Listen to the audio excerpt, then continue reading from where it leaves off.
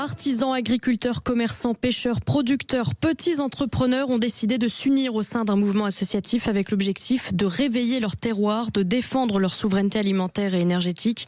Objectif, reconstruire un lien social et sociétal entre producteurs et consommateurs et s'opposer aux réglementations technocratiques européennes. On en parle avec Jean-Vincent Chantreau, secrétaire général de l'Union française des pêcheurs artisans. Bonjour Jean-Vincent Chantreau. Bonjour Maud. Bonjour Jean-Vincent. Bonjour Perico. Merci d'être avec nous sur Sud Radio aujourd'hui en cette grande journée du 24 décembre. Et ce soir, évidemment, les produits français seront à l'honneur. Les produits de la mer, notamment, que vous représentez ici. J'étais il y a quelques instants encore en ligne avec Stéphane Layani, le patron de Rungis, qui disait qu'il reste un potentiel formidable en termes de production et d'excellence alimentaire. Pour autant, le secteur de la mer, on le sait, en souffrance, on le sait menacé. Les ressources, les licences. Est-ce que la marée française fait encore rêver, Jean-Vincent Chantreau? Écoutez, elle fait rêver, certes, quand on a les produits de la mer dans nos assiettes. Malheureusement, aujourd'hui, les producteurs, les pêcheurs, aujourd'hui, vivent des situations dramatiques. Tous les regards des médias sont aujourd'hui posés sur l'agriculture, et ils ont bien raison, parce que nos abris agriculteurs souffrent. Mais la pêche artisanale française est exactement dans le même bateau, si je puis m'exprimer ainsi. Et même pire. Est-ce que nous avons aujourd'hui, nous représentons 13 000 pêcheurs en France. Alors, c'est vrai qu'on ne pèse pas lourd par rapport aux 450 000 agriculteurs, mais pour vous dire, 80% des produits de la mer aujourd'hui en France sont importés, et importés en provenance de pays tiers qui ne respectent pas les mêmes normes sanitaires, les mêmes normes sociales, sociétales que celles que l'on nous impose en France. Donc, il y a forcément des distorsions de concurrence, et nous, le Mercosur, on le dit depuis longtemps, et à très haut niveau. C'est ce que je voulais vous dire. Le Mercosur est un enjeu, j'allais dire, de produits territoriaux et continentaux. Là, vous êtes, victime d'une concurrence déloyale, pas libre, totalement faussée à tous les niveaux, avec des impacts et des conséquences environnementales, parce que la mer, c'est la nature. Et de même qu'on peut dire qu'un agriculteur, c'est les jardiniers de la France, vous êtes aussi, j'allais dire, les jardiniers de la mer. Et c'est grâce à vous qu'on a encore des océans qui peuvent produire de bons poissons. Mais si on vous livre en pâture à une concurrence déloyale et déréglementée, là, vous jouez plus dans la même, avec les mêmes règles, on est d'accord? C'est certain, et qui plus est, nous sommes traités de manière injuste par l'Union européenne. Je vais vous citer à titre d'exemple les quotas qui ont été renégociés il y a 10 jours maintenant au niveau de Bruxelles. On nous a imposé sur certaines espèces comme maquereau, par exemple, une réduction des captures de plus de 70%. Je ne sais pas si vous imaginez, 70% de captures en moins. Tout ça parce que des navires industriels non européens, russes, norvégiens, féringiens, viennent pêcher des populations et des stocks dans le nord de l'Atlantique Est, alors que nos stocks et nos populations en France vont très bien. Donc il y a un décalage complet entre les constats scientifiques de l'Union européenne et puis... Oui, on a une petite rupture avec Jean-Vincent Chantreau qui nous explique la concurrence déloyale dont est victime la pêche française. Effectivement, nous avons de grands bateaux industriels russes, norvégiens, japonais.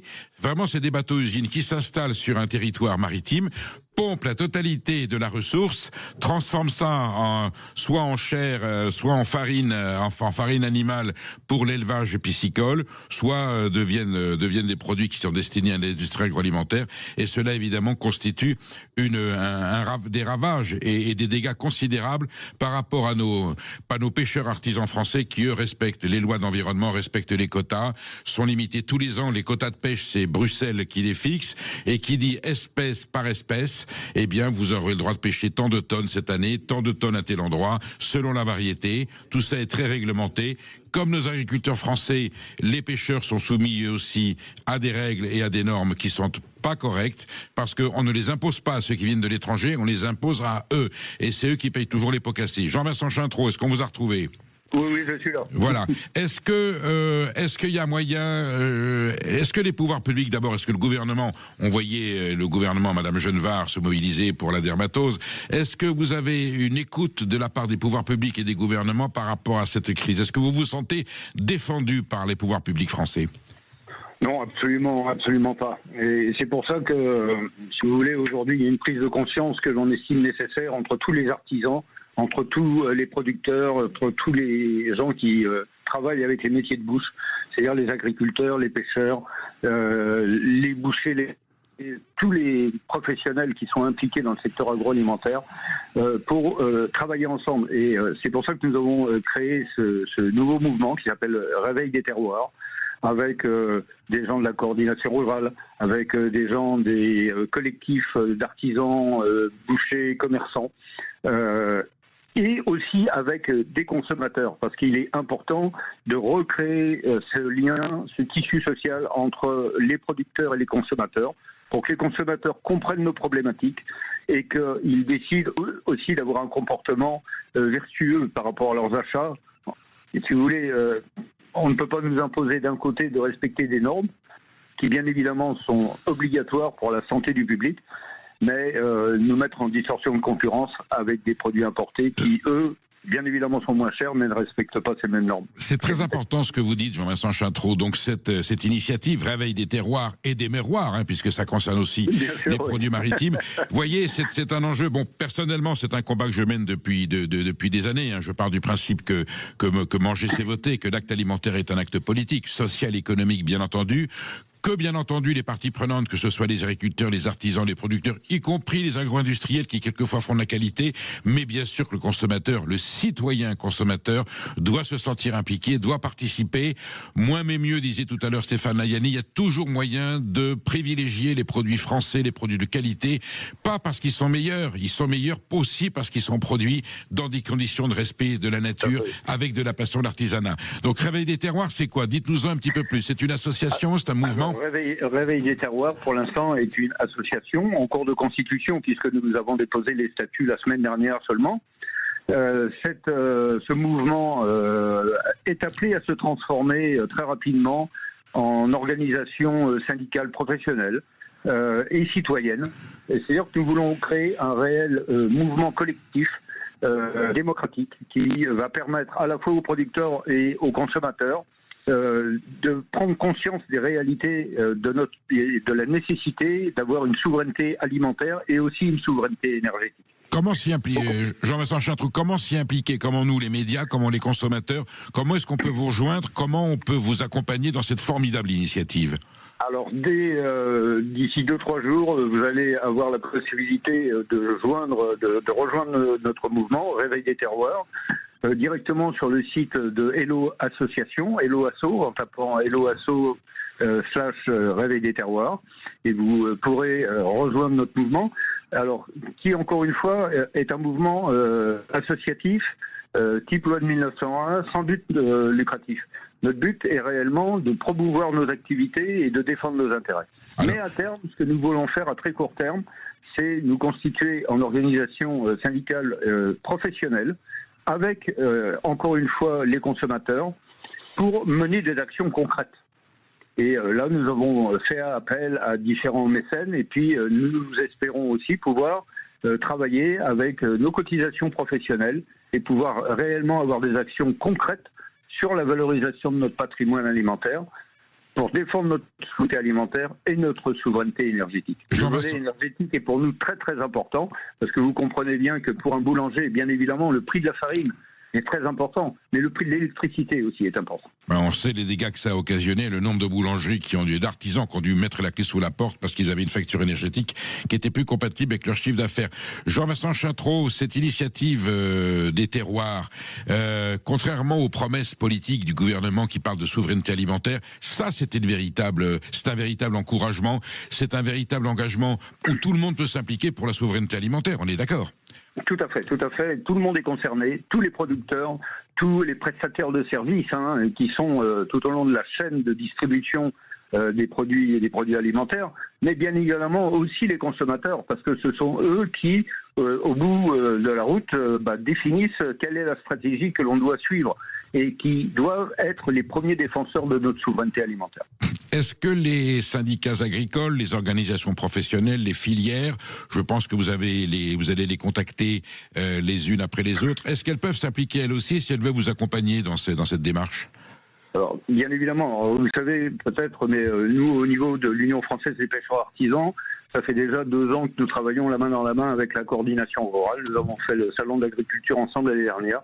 Et avec l'ancienne équipe, avec Véronique Lefloc, avec Patrick Legras, etc., on continue notre mouvement, on continue cette structuration et bien évidemment, la porte est ouverte à tous les syndicats parce que notre mouvement est transversal.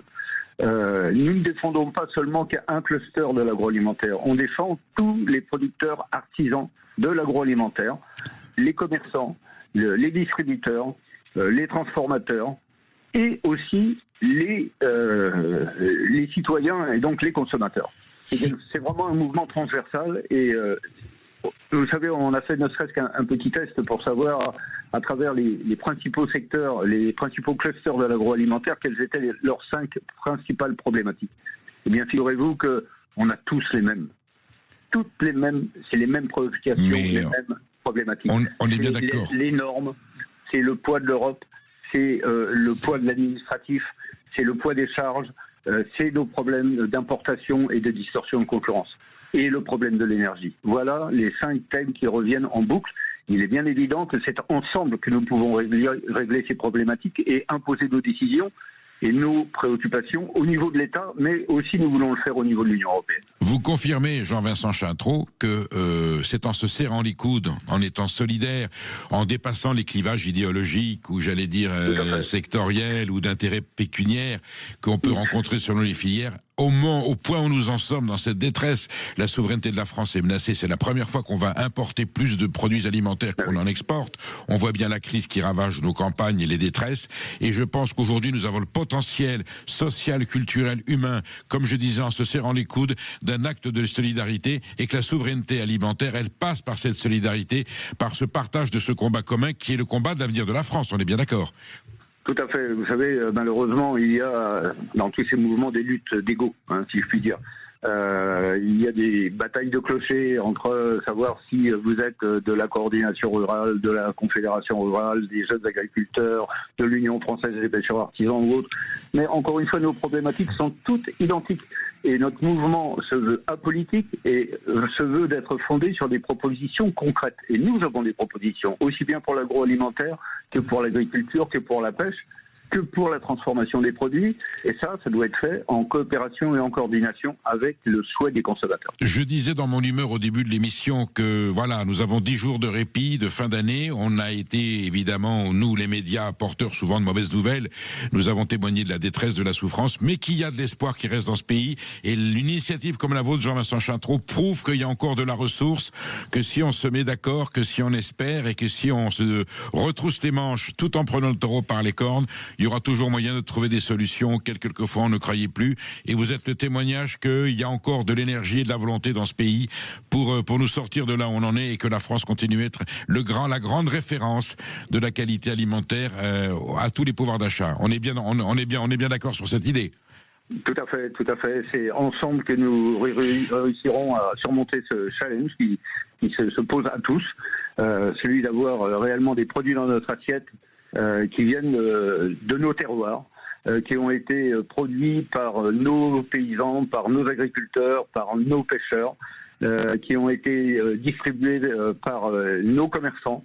Parce que voilà, c'est le fondement même de notre nation, c'est notre terroir, ce sont nos terroirs, notre territoire, et c'est indispensable de préserver ces valeurs. Nous en sommes bien conscients. Nous en sommes bien conscients, Jean-Vincent Chintreau. Merci pour votre témoignage, merci pour votre présence. On aura bien entendu l'occasion de se retrouver. Je vous souhaite de bonnes fêtes et une bonne fin d'année et gardez l'espoir et l'énergie qui est la vôtre pour défendre ce patrimoine prestigieux. Merci.